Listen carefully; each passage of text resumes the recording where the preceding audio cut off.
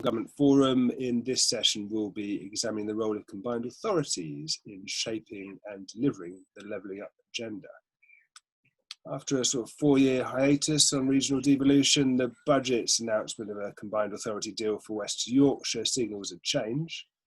The economist and former Treasury Minister Jim O'Neill, who we hear is currently working with government on this agenda, told me in March that it sows the ground for devolution deals in other parts of the north. So leadership at the city regional level could enable levelling up policies and funding to be managed strategically by local leaders and tailored to the needs of different regional economies, and by coordinating public services, both amongst those bodies based in the city regional level and with national government agencies operating in that area, it could improve the impact of public service delivery in the round. But how then to shape devolution deals to give combined authorities the tools and the powers to realise their potential? And how should central government, combined authorities and local councils work together to develop and to deliver these policies? We'll hear first from our panel with their perspectives on the role of combined authorities, and then we'll go to questions. So please do put questions to our audience. We are getting to them in the Q&A as panelists are being fantastically disciplined and keeping to time. If there's a Q&A button at the foot of your Zoom window, you simply click on that, type in your question, and we will get through as many of them as we can. And if we don't, we will try to answer them afterwards. So for this final panel, we have with us Professor Vincent Goodstadt, a planner and city regional specialist who is, among many other things, an honorary professorial fellow at the University of Manchester and chair of the 2070 steering group. The 2070 Commission, of course, chaired by former head of the Civil Service and Sheffield Chief Exec, Bob Kerslake, examined city and regional inequalities across the UK and published its final report in February. Then we have John Rathmell, Director of Strategy, Research and Economy for Greater Manchester Combined Authority, of course the longest established and most developed of the combined authorities. Dave Innes, Head of Economics at the Joseph Rowntree Foundation, an independent social change organisation that works to solve UK poverty. And Jonathan Warren, Chief Executive of think tank Localist, which promotes neo-localist ideas, which he will explain, I'm sure. We'll go first to Vincent. Well, thanks very much there, Matt.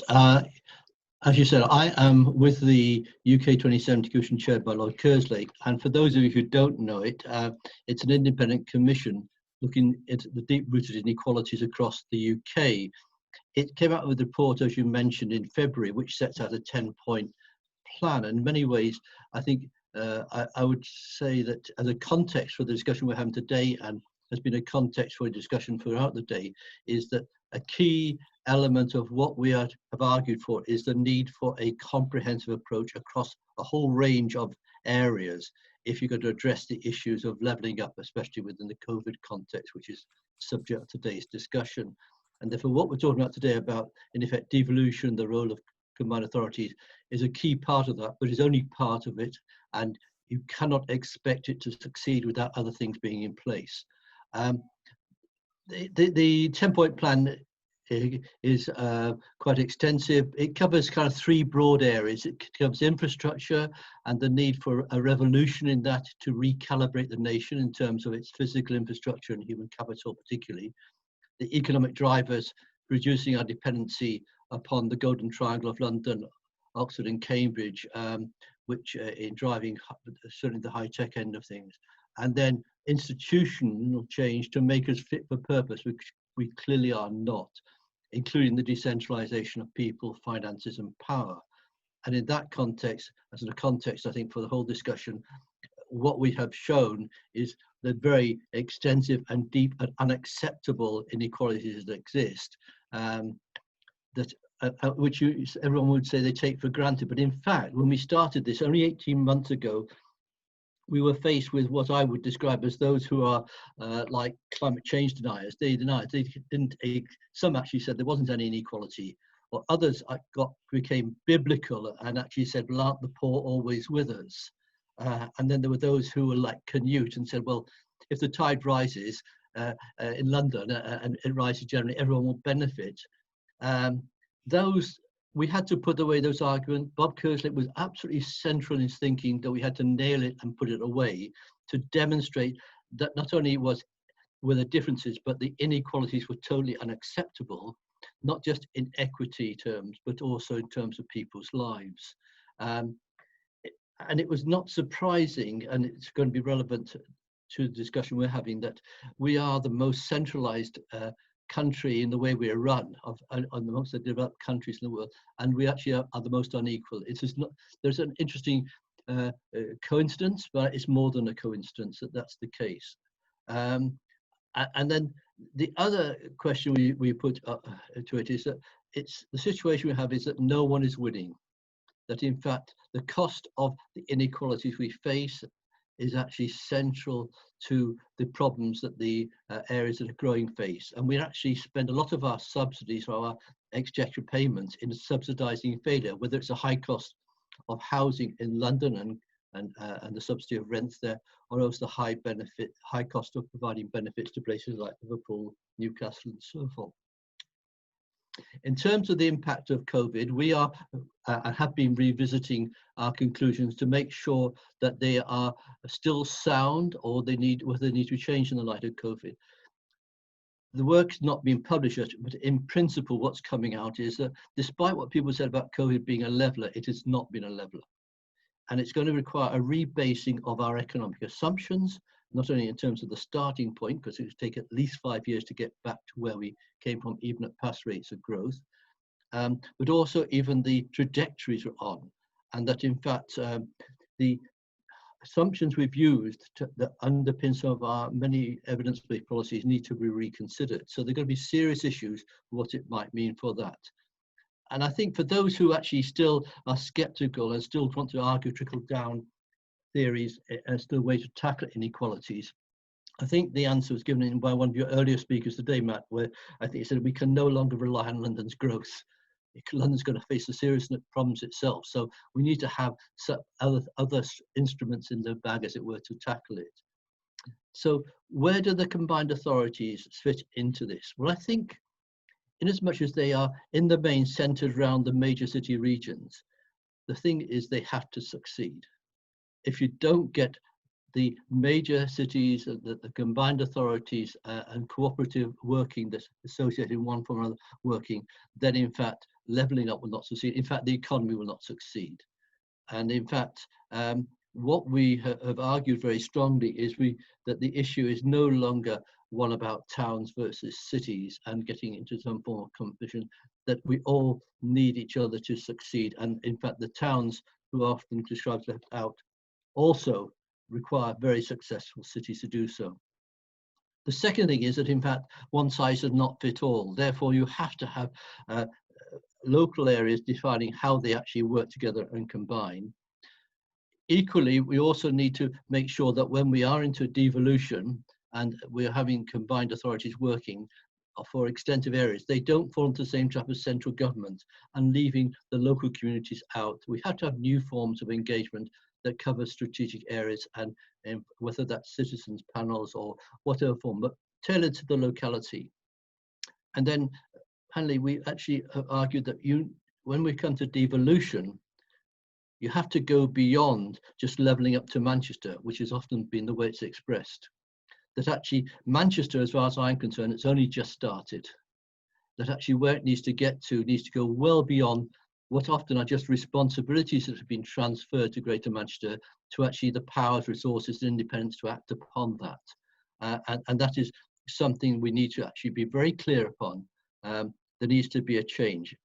And so in a sense, the arguments made is that we need a change that goes beyond devolution as currently expressed, which is very much about transferring responsibilities. Again, at your first session this morning, I think one of your speakers talked about the fact that the shift, what had been was a shift of responsibility on George Osborne when he was having to cope with austerity to make sure that the blame ended up locally rather than centrally for the impact of austerity. I don't know that you might argue it's a cynical point of view, but others may share it. And where we've expressed it in our final report, and there's a background report that goes with it, which is very thoughtful, by Mark Stanford, which I'd recommend anyone to read, argues for a parity of esteem. We need a change in culture which moves the way that combined authorities and devolution generally works, and they are the leaders in that field, to one where we have central decision making supported by local delivery, to one where we have local decision making supported centrally. And it's a total reversal, which actually is where everyone sitting around the table has equal status in terms of setting the agenda, defining priorities, and moving it forward.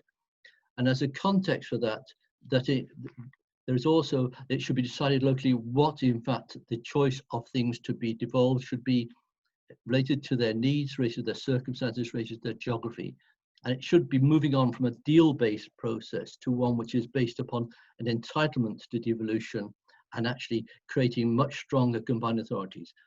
And my experience, and one of my other hats, is actually in terms of metropolitan planning across Europe and elsewhere, is that where you actually have very powerful, enabled and resourced authorities dealing with significant coherent functional regions, which is what the combined authority is about, you then have the most effective and progressive places, and the most economically sound, the most resilient environmentally, most socially just. So I'll leave it there.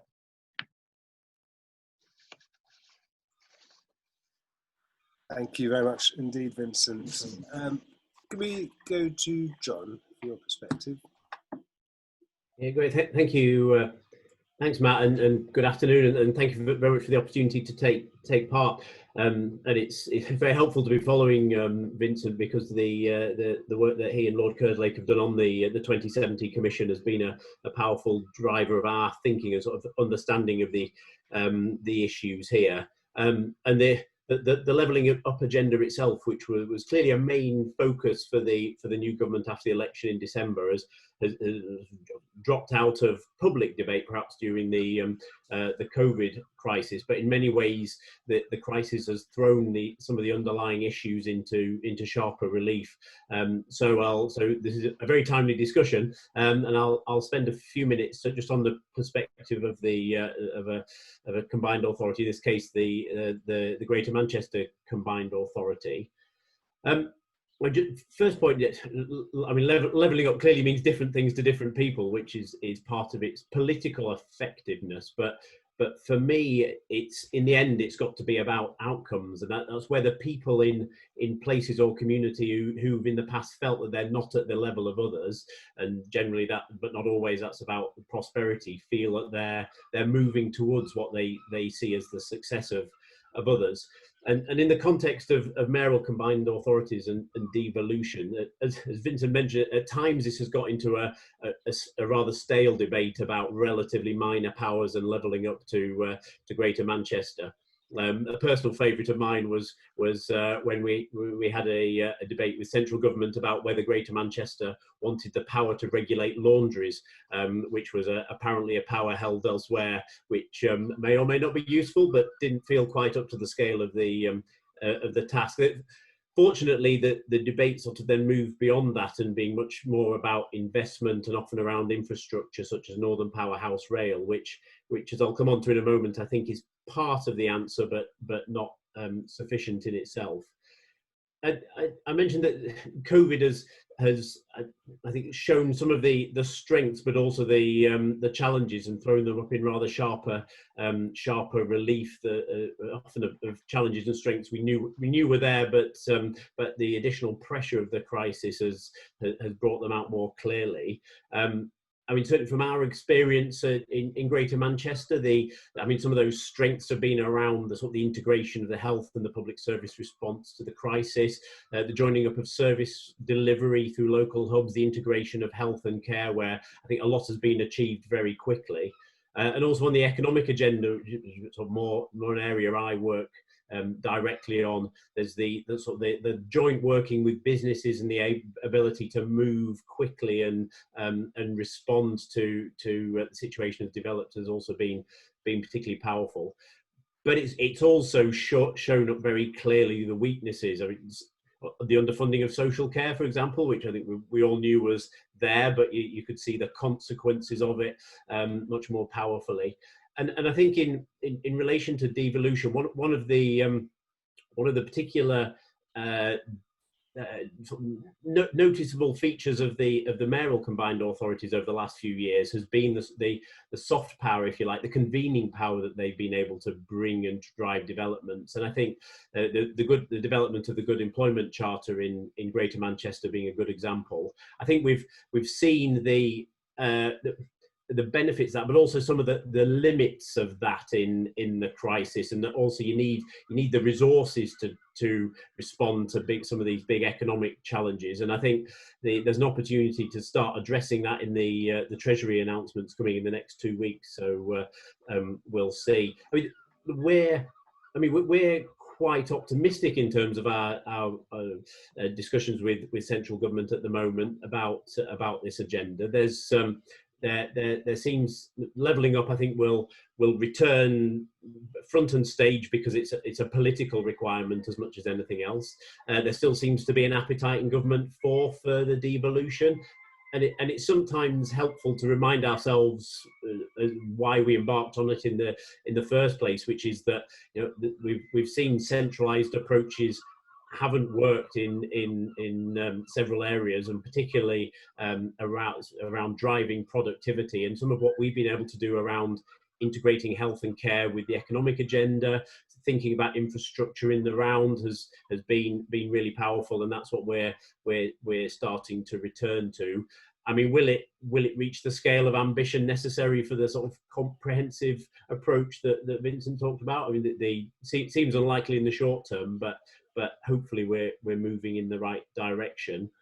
And so some of the individual areas that we're talking to government about, there's the funding of basic services is going to be a big challenge coming out of the crisis, and let alone the sort of investment that you might see in services to deliver integration at a local level.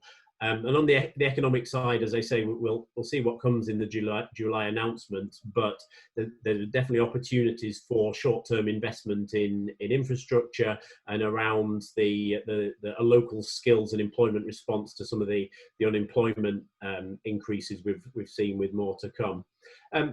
But just my last point, I think what it's also brought into stark relief is the issues around levelling up within regions, because there are huge disparities within city regions, actually within individual boroughs, and between communities, which are often driven by inequalities, whether they're economic, social, racial, they're all there. And there's a political appetite to do that, certainly in Greater Manchester.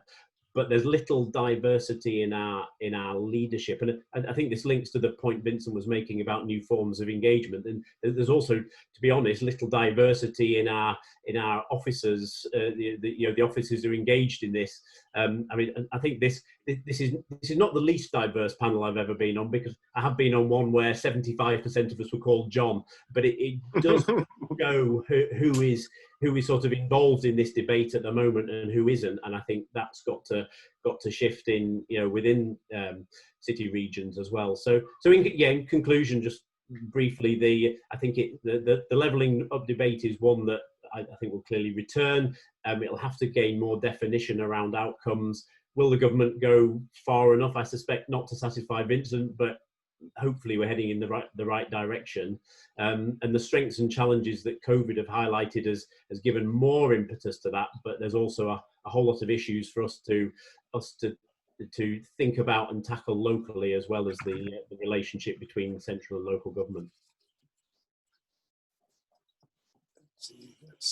Yes, thank you very much, John. You have got us bang to rights on the diversity issue. We have there's about a third women across all the panelists across the day, but just the way that yes, we had to move people at the last minute, and thus ended up with a panel without women, which does stick out like a sore thumb. We will do better in the future. Dave. Thanks, Matt. And as other panelists have said, this is a very timely discussion in terms of where the debate is at the moment. It's also a very timely discussion for me, because we actually published a report on levelling up the post-COVID economy out this morning, so I have things to tell you about. But what I thought I might do is just outline some of the headlines from that report, kind of for a few minutes, and then reflect on some of the lessons for how levelling up should interact and be done via the combined authorities. So at the heart of this is what we mean by levelling up. For us, it means tackling two twin geographical challenges that are related. First are big differences in the productivity of regions, sub-regions of towns, cities of our country, which mean that many people are cut off from high productivity jobs and an opportunity. And secondly, are big differences in living standards across our country. And at JOF, we care particularly about the number of people trapped in poverty. And we see big differences across the country in your chance of falling into poverty and the chance of children growing up in poverty. And in particular, child poverty is concentrated in towns and cities in the Midlands and north of England. And as Vincent highlighted, those differences in living standards are unacceptable and we need to tackle them. Now, when we look at what's been outlined so far in terms of the agenda to level up, when we look back at the March budget, which was at the foothills of the COVID-19 outbreak, but the Chancellor wanted us to know it was still the levelling up budget, so we had this commitment to £600 billion of capital investment over the next 5 years. When we look back at that, we see kind of the emergence of what the government's levelling up agenda looks like, with a big focus on capital, transport, investment, big focus on research and development, using this opportunity to increase the level and also rebalance it across the country.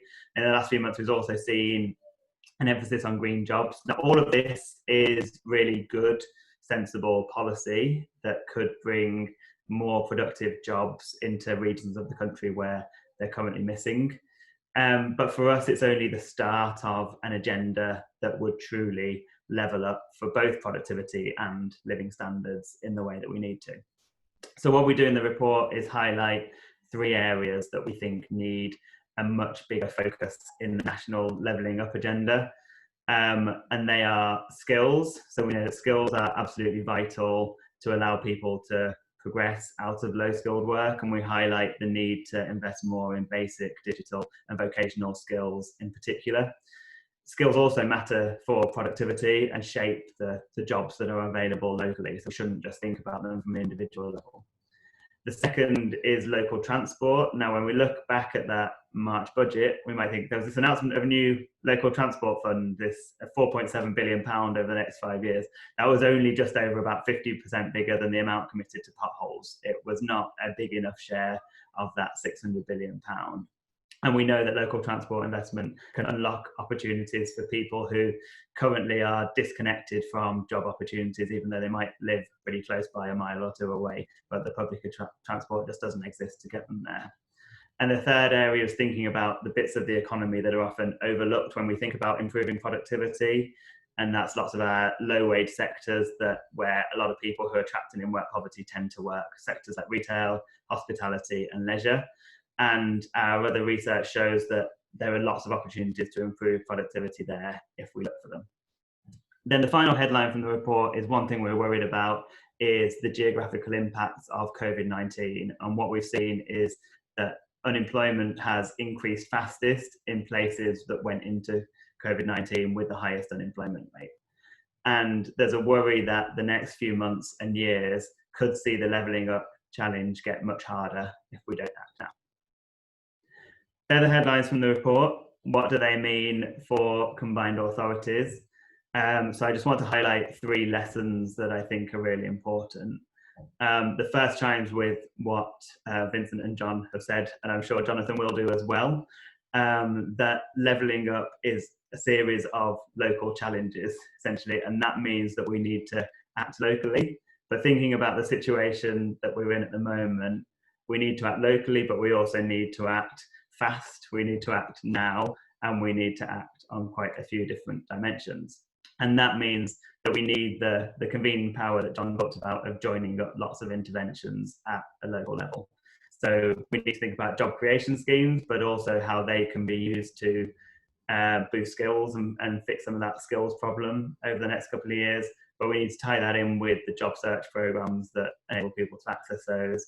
I think there's also a need to think about the local effects of fiscal policy, or even some kind of more out there kind of policies of how we could have new kinds of fiscal policy in places, whether that's a kind of local voucher scheme or something like that, that could really target places that could be hit hard over the next year or so. Secondly is an issue that's already been touched on, but there's a lot to do to level up great cities of the Midlands and the North, and that requires acting at the combined authority level. But if we stop there, we'll only fix part of the problem. And if we look back at our geographical productivity and living standards problems, part of that is cities. That explains part of the regional problem, but there are big problems beyond those regions as well. And that means engaging with a messier geography. So combined authorities are nice because they tend to fit a local labour market area or functional economic geography, however you want to define it. The geography outside of there is messier and more difficult to link up the policies required. Not going to offer a solution there, just to say that that's a messier problem that we need to address. And then I think the third really key lesson is that for places to truly tackle that levelling up challenge that I've talked about, we need to empower them to invest in the right things and to do so sufficiently. So I touched on skills and local transport earlier. When we look back to the March the 11th budget, there was this new national skills fund that was about £3 billion a year, which is only 0.5% of that 600 billion promised for infrastructure. And I think that shows that we need to be much less bound by this distinction between capital and current investment when we think about what growth and productivity and levelling up spending is. Any spending that improves our growth potential over the longer run, of which skills spending is a vital part of that, is prudent, good spending. And we also see that at a local level with the recent Towns Fund, where places were invited to bid for a part of that fund, but it was completely constrained to capital investment. So a place wanting to boost local skills could invest in a new building for a college, but they couldn't use that money to actually invest in upskilling people or allowing people to kind of take up skills locally. So enabling places to invest in things that will really help them to level up is vital. Thank you. Thanks very much, Dave. And finally, we'll hear from Jonathan. Thank you very much, Matt. Well, good afternoon. Context is everything in life, isn't it? And I guess one of the more big implications, well, certainly what COVID-19 has taught us, if nothing else over the last 3 months, that days spent looking at a screen with echo, delay, trying to work out what people are saying, following their eyes, can be a very exhausting, draining business. So as the last speaker of the last session on the day devoted to looking at COVID-19 recovery, all I can promise is I'll go easy on you so we can get through to the Q&A session and get to the meat of our discussion. And in fact, of all honesty, there's not a lot I can add to what my sort of illustrious predecessors have said, explain the context to levelling up combined authorities, how it all hangs together. So I just want to make a couple of observations about two of the three main pillars Bruce Katz identified for the Metro Mayor agenda, governance and finance.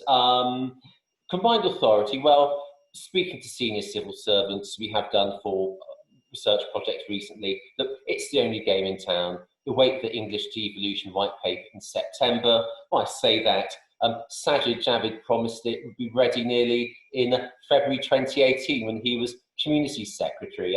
Like a Time Lord, he's become Home Secretary, Chancellor, now back on the back benches during this time. So anything can happen. We might even get an English devolution white paper. But you understand the sense. For Whitehall, combined authorities bring a degree of simplicity, coherence, and accountability, and understanding where the buck stops. I guess for non-metropolitan England, it makes it less of a Vicar of Dibley experience. How many relationships, conversations can the centre have with localities at main departmental level? Who knows? Whether this pushes the gun on whole-scale local government reorganisation, by power of command or suggestion. Who knows? That's up for another discussion. But what we might well have is a combined authority ecosystem, and as an ecosystem that raises questions on a regional as well as on a national basis. Looking at recent news, Lancashire County Council has they've made a decision, probably quite a wise one, to jump rather than be pushed towards one. They've also been talked about for a long time, and it's probably a good call. But I guess, John, that might mean a new relationship for you to deal with in the Northwest. And I guess it would be hopefully a productive and a fruitful one, based along how in America, city mayors have supported each other, or even during COVID-19, how Steve Rotherham, as mayor of the Liverpool City region, has been working with yourself and colleagues, Andy Burnham, to promote a shared agenda. So it's interesting. In the Northwest too, it'll be interesting other pockets who've been trying to work out their place in this environment, thinking principally Cheshire and Warrington. Again, that'd be an interesting conversation, but a good one to have. So look, let's work on this basis. Whitehall gets its way. It boils down England to 50 manageable combined authorities, sort of Redcliffe Maud from 50 years ago. There you go, to drive growth and parcel out money. But we're going to have an ecosystem. There'll be some stronger combined authorities to admire and learn from, and variability, which isn't always a bad thing in life, but it will be interesting to note. You talked about central local earlier, and I guess this comes to the heart of the matter. I don't think it's going to remove all the problems we've had with central local relations during COVID-19 or in the long run before then, but possibly I'd say with fewer personalities to deal with, this time it gets personal or more manageable. We've also got to consider the strength of interpersonal relationships among our metro mayors and the centre. It's quite interesting, Boris Johnson, as a former London mayor himself, although who is flying a kite to get rid of London's strategic governance model earlier in the week, will he seek to create, say, a parliament or a cabinet of mayors, as David Cameron famously did once before jettisoning the idea? Now, in terms of this session, we're talking about the role of combined authorities to transform, rebalance economies in the north. But it's probably worth noting there is a sort of a note of southern discomfort to inject in the conversation. From personal experience, I gave a speech for South East Council leaders in the dim and distant days before lockdown. And essentially, you've got this situation here. They don't necessarily buy in, famously, of the notion of the directly elected model for accountability and governance, which is the sine qua non of this. The feeling is, look, where we've got good relationships, good county district working between ourselves, a growth board or federated structure might be the ticket, rather than going through the formality of a combined authority model. There's also this sense too in the southeast about positioning themselves as a very unlikely but credible pressure group. They were, at the end of the session I was talking on, they were trying to kind of plot their future brands and identities as South East councils, and upstepped the rather ebullient figure of Peter Fleming, the leader of Sevenoaks Council in Kent. And he said they should rebrand the South East councils as the Bank of England, because without there being in a fiscal surplus, there wouldn't be a levelling up agenda for anyone else to enjoy. So it's just worth pointing out how this might play out as an ecosystem elsewhere in the country. And it brings us on to the issues of finance, combined authorities. Now, I think, as Mark Sanford's pointed out in his recent reports, they prove themselves so strongly in directing government funding and marshalling other investment, sticking to the capital rather than to the revenue, although I think we will need some financial oxygen in the system. The IFS recommended earlier this week that councils should be allowed to get into debt on-call services, and Manchester City Council announced through the press that they might have to go through a Section 114 to signal their financial distress. But there is kind of a gap in regional development funding from the EU. This was meant to be addressed through the Shared Prosperity Fund. Remember that one this time last year when we were obsessing on Brexit. And there's also another gap, the historic underinvestment, which I guess the levelling up agenda is there to right as an injustice that needs correcting, and hence levelling up and changes in the Green Book we might see to enable this.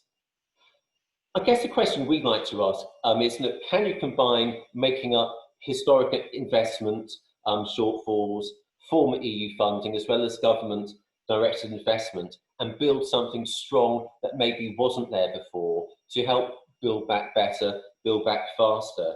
The analogies that we've been thinking of it's a bit like when you bring out the family monopoly board at Christmas. So that if combined authorities are to be the only game in town for directing money, what I suggest is we might need a common set of instructions which everyone understands to play the game, and a neutral banker, unlike the one we get up playing Monopoly with the family at Christmas time. I think that the Green Book Review is doing good work to understand regional investment. And I think strongly that the implications are it would be better under the aegis of an independent entity like the Office for Budget Responsibility for Government Finance Forecasting. There is this risk sometimes in terms of structures putting the cart before the horse. Form must follow function, and then the funding. And so since combined authorities are so good at parceling out money, I think there's a case they might require their own financial architecture to do so, to allow a separation of the politics and the finance in the way the RDAs didn't quite achieve, and the local enterprise partnerships had no chance of achieving. So taking investment out of central government's direct control, but retaining some of the sound principles of public finance to underpin it. What we could envisage is some sort of covenant between the central and the regional, between what's being done to match the form of the combined authority footpath, and maybe beyond that to incentivise sub-regional placemaking investment that can pack a punch. I guess the other advantage of a neutral arbiter to avoid those multilateral discussions with Whitehall departments, which from conversations always seem to end with the last minute need to placate the Department for Transport when it seemed that everyone else and everything had been squared with everyone else. Essentially taking strategic investment that takes account of sub-regional geography, we could have better conditions for local growth. The scale will be different, but ultimately this would amount to something of national importance and give us something to put assets on the balance sheet. So my thoughts here, we will soon have combined authority as ecosystems for levelling up. Let's consider the implications of this. It won't be a level playing field within, as it's been noted, or between regions. Central local relations aren't going to evaporate overnight, but as a problem, they would be a good one to be overcome. And if we can deal with the interpersonal between combined authority mayors and the centre with strong governance, and get a fix on the rules of the game for finance and investment, then I think that we should have the potentiality for a strong model for a strong recovery post-COVID. So Matt, that's me. Thanks very much indeed, Jonathan. I just want to give the other panelists a heads up. Actually, we've got sort of 20 minutes, and I think perhaps the last sort of, if each of you have a couple of minutes at the end to address a couple of points. What's the greatest risk to the levelling up agenda? I mean, what sort of errors or problems might derail or undermine it? And can you name a single change? And it can be within the topic of this session or beyond it, and it can be in culture or process or organisation that will help us achieve the goals of the levelling up agenda. You can have one as a solution to the other, or you can have them on separate topics. I just think if we give you 10 minutes to think about that, then we'll have some concluding thoughts. Meanwhile, I want to ask one question about combined authorities. I mean, from what we've learnt so far over the years of their operation, what are the structures and the powers that they need if they're to deliver this agenda. And I suppose I'm not just thinking about taking powers from central government, but also their ability to coordinate the actions of local authorities. Yes, can I comment on that? Because almost I think the question itself expresses the problem. It's the idea that someone decides what it is that authorities need. And actually, what should be there is a portfolio of what is possible, and that's that can be quite extensively defined. And actually, for people to choose what it is they need to achieve. It comes back to the point that one of my fellow speakers said, it's about outcomes. And it's quite clear from the work the Commission done. And we went across the countries, went to Northern Ireland, Scotland, Wales, to Cornwall, and the northeast and the southeast and so on. And what was clear was the needs in terms of the agenda and the powers therefore and resources to it varies from place to place, so they should be defined locally. So it isn't a matter of doing a deal, it's people coming forward and saying, this is what we achieve, this is a framework we're trying of operation, and actually support them in doing it, and actually not to prescribe it. And I think my own experience is actually having worked in all forms of governments that exist, and combined authorities are not the ideal in a theoretical sense, but they are the game in town, and there is no reason why we shouldn't build on that because of their demonstrated impact. But we must recognise that they've only been partially resourced to do the job that they could do, and actually, if we're going to actually move forward, and extend that to all the kind of key major city regions, for example, we will have covered, together with London, almost half the country in terms of the economic base of the country, if not more. And places like Cornwall and the leading edge authorities who represent the marginal rural areas are coming together and demonstrating what their needs. So I think actually there is a bottom-up collective sense of working together, which is tailoring needs and actions to the locality and not actually trying to prescribe and say, give us a deal around this baggage of funds. It's actually, and that also links to how we fund. I've had a lot of experience in Scotland where in fact the move to having block allocations and having significant authorities meant that we were much more effective in transforming the west of Scotland than anyone imagined was possible. And that was based upon not being constrained from the outset as to which departments we needed to negotiate about what. We decided what we needed locally and could make decisions locally. Part of that negotiation in the sort of current deal structure is local authorities going to central government and central government saying, I want to see that you have that coherence of decision making across the area. I want to see local authorities passing past part of their powers to the central body, where they don't see that level of kind of commitment that people put in their powers into the game, then they're reluctant to. And they should be trusted to audit. They should be trusted to audit locally as well.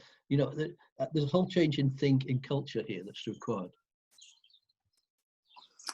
John, I could just, and I think I agree with that, and it's also I think how we're starting to see it play out in practice as well. I mean, certainly in the established combined authorities, that we've certainly moved away from sort of deal-based discussions with government. I mean, after however many it was, half a dozen Greater Manchester deals over 4 or 5 years, and actually to much more of an ongoing conversation with central government, but also our constituent boroughs about, okay, here's a common challenge. What resources and impetus are we bringing to this from at different levels to try and achieve it together? So, and I think in a way that seems to have helped central government as well, because it moves away from, can you take a power from over here and give it to this different group of over here, and becomes much more of a, okay, here's a common set of objectives. How do we bring together what we've got to try and achieve those? Now, there is a sort of an outstanding question there about resources, but I think it's and who has what resources to bring to bear. But I think as Vincent describes it, it's a different way of thinking about it, and hopefully as the combined authority model becomes more mature, you move into that space and away from a sort of a specific deal around individual powers. Yeah, thanks. Dave? So I think one of the revealing things in John's talk earlier actually was talking about the things that have been achieved through the convening power that Greater Manchester have, and then the shortfalls of that. And the example of the Good Jobs Charter there as a kind of soft power that Greater Manchester has, but then in a time like this when we want to act quickly, to that falls short. So I think so how far we go along the line of what needs to do, and take on the point of that Vincent has made about maybe kind of framed in the wrong way. I think the key point I would highlight is there just needs to be more of an ability to kind of flex and use those powers when they are needed in a time like this. And so that I kind of re-highlight the point I made earlier, less about combined authorities, but the way that spending is often kind of constrained and committed to a certain kind of thing, and particularly kind of this capital current spending distinction that doesn't give places the flexibility to highlight or take a view of, this is actually what's holding us back, and this is where we want to put our money. And just giving places the flexibility to do that is the key constraint that needs to be released. Jonathan, you can come in. Yeah, sort of very quickly. Yes, the convening power is something that combined authorities have displayed consummately well. I guess moving ahead, we need a few more drops of the hard stuff in terms of real powers, genuine autonomy, especially over finance, the ability to choose what and when to fund it rather than having that dictated centrally. And I guess we need, in terms of genuinity, although it's difficult what kind of government we have at the moment. Is it a centralising sort of Hulk machine, or is it genuinely localist at heart with an ambit for decentralisation? But the problem is they don't trust anyone enough to hand over the powers. If it's the latter, we're in a bit of a bind. I guess one sort of circumstance of the lockdown is we haven't had the mayoral elections we're due to have in May, and that's probably a good thing. I don't know. We think that the Metro mayors, Andy Streets, Andy Burnhams, had 3 years to prove themselves, which isn't enough in any elected office, let alone a very complex, supremely complex one, which is combined authority governance. So I'm very much hoping once we've gone from rescue to recovery, there'll be time to set out full plans into manifestos going ahead to next May's elections as to what could be done were full hard powers to be truly transferred over. Thank you. We've got no questions coming to this session, so but I do have one from Gabriella Walker, which she asked in the previous session, which is more relevant to this one, really. She makes the point that many of the challenges related to socio-economic reform are around cross-boundary working coordination, seeing people as people rather than an employee, a patient, a benefit recipient, a school user, etc. Many of the silos are essentially a result of budget lines. So, I mean, that's one of the key things that, of course, you can do quite well at the city regional level is have strategies which link across. And I've looked at the Help Manchester's, Greater Manchester's health and social care, and that's really well, quite closely keyed into other aspects of service delivery. There's this, but actually for our audience in central government, I suppose there's a question of how important to the work of combined authorities is it that services that are controlled and managed centrally, prison service, Job Centre Plus, organisations like these, are also participating in that sort of coordination of services at a city regional level, and how should that be driven or achieved? Vincent, you got any thoughts on that one? Well, I think it's trying to get at the issue. I mean, if as someone who's operated at strategic and national level for most of my professional activities, I've always started with trying to understand what it means for individuals. and if in that, for example, it's to understand the drivers of demographic change, to actually relate it to individuals who have made life choices to, for instance, flee the city, and express it in those terms. And I think that, in fact, one of the problems in the whole discussion about strategic planning, it's been left at too high a level and not translated into what it means. The other thing that's been lost in a lot of discussions is actually, this is actually about people recognizing their interdependence, whether it's in terms of provision of services or in terms of geography. So in fact, there's the great logic why in fact the combined authorities are needed where they are emerging is because there's such a level of interdependence, for example, between the 10 authorities in the Manchester area or those in the Birmingham area, that actually on a day-to-day basis, any decision taken locally is dependent on or affecting those immediately around it. That is less so when you get to the rural county district areas that Jonathan touched on, although I think that there are issues, I think, in terms of the South East authorities to prove they are actually working together as opposed to saying that they're working together. But I think I always said is that where you actually you actually have that interdependence, then you've got to say how are you going to make it work in a way that actually is powerful enough. And the best way to do that is actually to do it through formal structures, as is emerging through combined authorities. And I say that as someone who had to set up a joint arrangement in the 1990s in the west of Scotland from scratch. And the reason why people worked together was I went to each of them and said, what is it you want to achieve? And can you do that alone?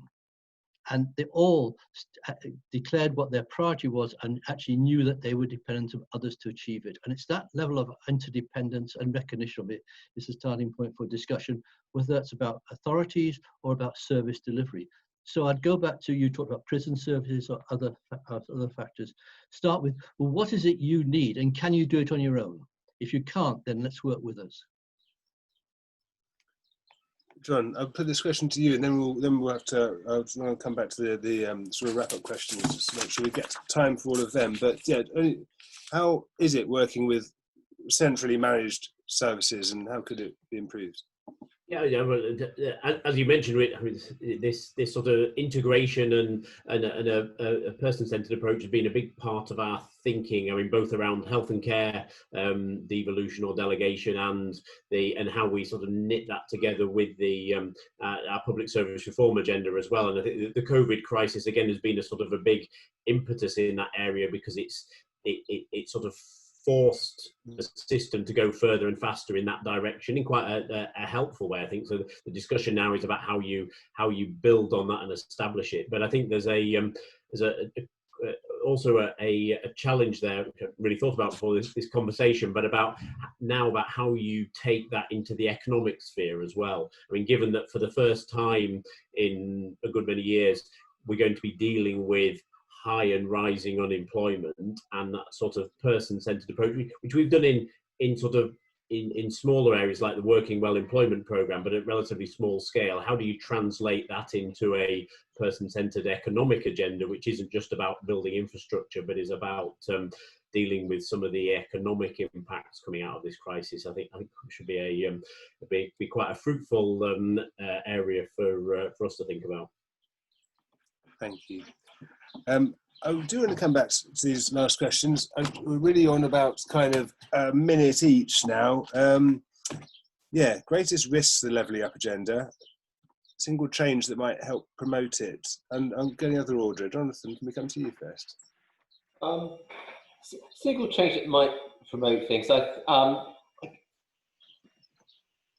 Really following up sort of what Vince and John was saying earlier about kind of essentially whole place kind of reform of public services in an area. As a panel discussion earlier, people discussing, what if we had universal basic income, and the only conclusion you could reach, well, would you need Job Centre plus DWP in the place? There's an opportunity to essentially realise the benefits of sort of whole place transformation of public services, which were kind of half cooked in the previous era, the previous government.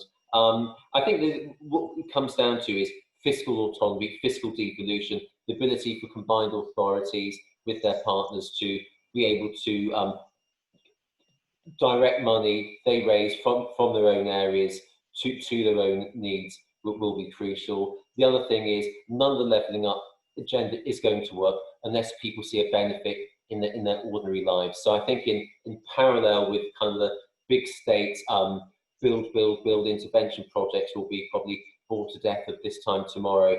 We've got to think about laying in parallel social infrastructure, community assets, or things that the parks, the open spaces, libraries, and all the rest of it that make life worthwhile. Thank you. Dave, we have a risk and an enabler. Sure. So I think that the greatest risk to the agenda is really the same thing that has meant we've still got the problem despite the levelling up challenge being at least 2 or 3 decades old. And that's the scale of the commitment required to level up, and also the fact that it needs to be a long-term commitment. And that particularly on that long-term commitment, that doesn't always match up with political cycles that guide how spending decisions are made. And I think if we don't get that long-term commitment in place, and if we don't invest in the right things at the right scale, we will not solve the levelling up challenge. So that would be my greatest risk. The single biggest change I think we could do, as well as fixing that problem and making the kind of long-term and at scale decision, then I think the biggest change we could make is a kind of reorientation of what we think of as economic growth spending or economic spending that's required. And as I've mentioned a couple of times, there's a bit of not an artificial kind of difference between capital and current spending, because there's a reason that it has to be done economically. But when these things have been devolved, it's kind of very much you can spend capital investment for economic growth, and that's divorced from how we decide current spending, in particular skills and other areas that matter for economic growth and living standards just as much. So I think only when we start to break down that distinction and let places choose to invest in the things that will actually help them economically over the long run, then we will really begin to level up. Thank you, Dave. John. I think greatest risk for me is that we carry on doing the same thing we've been doing all along. You could easily see a situation where the rhetoric on levelling up is strong, but actually the sort of the follow through on that is relatively small incremental change on what's there already. And I think take a step back, the idea that that's going to lead to levelling up, I think is very difficult to believe. And the biggest single change, I mean, building on Jonathan's point, really, it's about resources. Yeah. Are you going to say independence from Manchester? Do you want me just to finish off, Matt? Yes, please. Actually, if I can say that I would say my 3 previous colleagues were all right, but actually were all wrong. And the reason I'm saying that is, yes, they're right, that what we've been faced with over the piece is too little being done too late, and too short term, too subject to change. There's this churn. But actually the most insidious reason why there has not been the change required is because we've actually had, and it's raised in our reports quite explicitly, a hidden and perverse set of policies which have been counter to the rhetoric. So it isn't just that the rhetoric hasn't been carried through with the scale of action required, but actually the actions that have been taken in terms of way money has been invested, way decisions have been taken, have been actually contrary. For example, just on the housing front, the assumptions we use for housing allocation in this country still are predicated on continued out-migration from the north. And yet we have a policy which is about it. So people have been encouraged to build houses that would encourage the migration patterns that underline it. And that is only a very simple, one of the simplest ones to demonstrate. But throughout there is this hidden perverse set of policies in the way decisions have been taken. And the reason why that is got away with is that there is no auditing of the impacts of decisions in terms of the impacts on communities and different communities across the country, the spatial impacts. And it seems to me that therefore, if you're really going to change this, then people, what you want is this, and I agree with you, Jonathan, about this idea of an independent OBR type body to do it. And we've floated in our report ways of doing this, is actually to have something which requires every policy and program to be subject to as an explicit audit of their impacts as we are about gender, about equality, and about environment. There ought to be the same one on the question of inequality or levelling up. There should be this levelling up test of everything, so that if you're going to make a decision which is counter to it, at least it's explicit. At the moment, people get away with it. Thank you very much, Vincent. We've not got a question coming in, but Jane Herod Roberts says you're spot on. Thank you very much. Time is up. Really hope that the audience have found today's discussions really interesting and useful. Government may be understandably focused on the pandemic at the moment, with the looming Brexit deadline, possibly one of the sort of countervailing policies that Vincent's thinking about, taking up much of the bandwidth that remains. But government still has hard political interests in pursuing levelling up. And I think today has shown that there's a huge amount of kind of goodwill and enthusiasm for the agenda across public servants in the civil service, well beyond. If the government is serious about making a difference, it will create a mechanism for driving progress across Whitehall, and then reach out to the wider public sector to find partners who can build the policies and manage the delivery to make the thing happen. And then we will have a decent chance of levelling up people's life chances, their standards of living, well-being, improving equality of opportunity and economic growth across the UK. We'll come back to this topic when we have more movement from government.